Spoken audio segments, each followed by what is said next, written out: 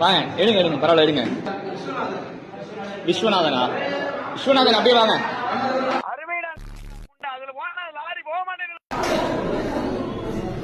என்ன பண்ண போறாங்க? நல்லா திருப்தியா இப்ப என்ன விஷயம்? அப்படியே அங்க போயிருங்க. எங்கிட்டா போறது? பஸ் கூட காசு இல்ல. அங்க போயிருங்க.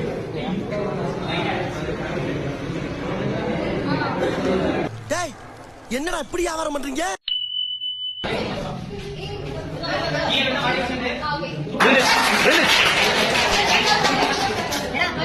ஏய் அவர் விஸ்வா அவர் லேட்டா ஆரம்பிச்சாலும் சீக்கிரம் முடிச்சிட்டான். டேய் பெர்ஃபார்மன்ஸ் பண்ண வர்றா.